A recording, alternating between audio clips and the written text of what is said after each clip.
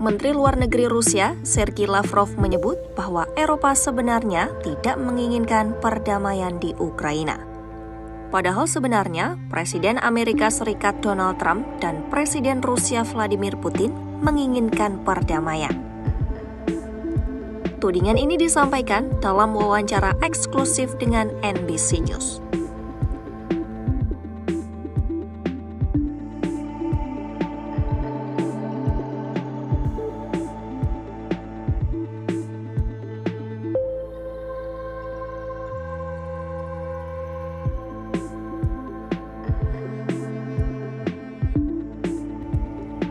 Ia menilai Eropa masih memakai logika kategoris seperti menang dan kalah.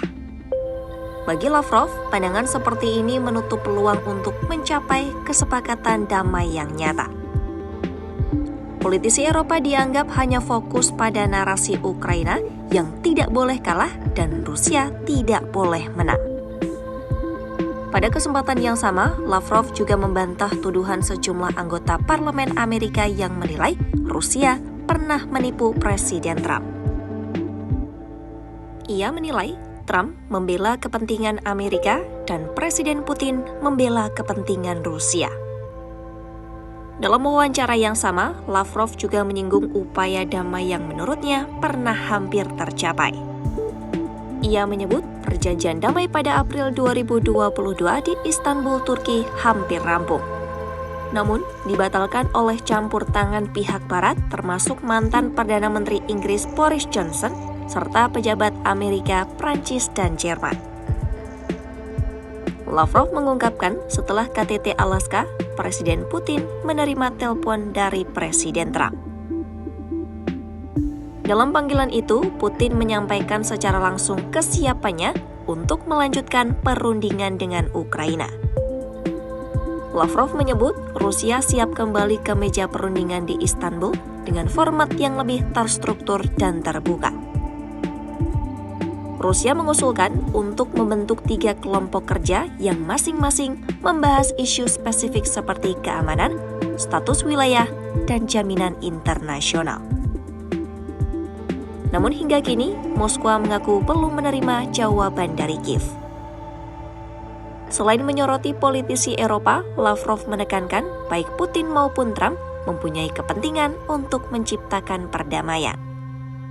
Baginya, hubungan antara kedua presiden dilandasi penghormatan timbal balik atas kepentingan nasional masing-masing.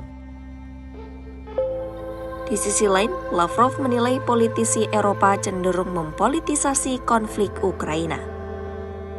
Mereka menempatkan konflik sebagai area kompetisi geopolitik, bukan sebagai krisis kemanusiaan yang harus segera diselesaikan.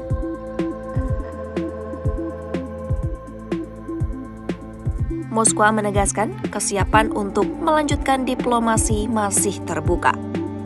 Istanbul telah menjadi tuan rumah 3 putaran perundingan damai antara Rusia dan Ukraina pada Mei, Juni, dan Juli 2025. Hasilnya memang belum mengakhiri konflik, namun mampu melahirkan pertukaran tahanan besar-besaran serta pertukaran draft memorandum antar kedua belah pihak. Lavrov menekankan pertemuan tingkat tinggi antara Putin dan Zelensky hanya bisa terwujud jika dipersiapkan dengan sangat matang. Baginya, diplomasi bukan sekadar foto bersama, melainkan proses kompleks yang harus didukung oleh kerja delegasi dan kelompok negosiasi. Dalam konteks ini, Moskwa masih meminta Kiev memberikan respon serius terhadap usulan kelompok kerja yang sudah diajukan. Jika tidak, maka peluang untuk kembali ke jalur perundingan akan semakin sulit terbangun. Lavrov menutup pernyataannya dengan menegaskan konflik ini pada akhirnya hanya bisa diselesaikan melalui jalur konsensus. Menurutnya, isu jaminan keamanan harus melalui kesepakatan bersama, bukan dipaksakan satu pihak kepada pihak lain.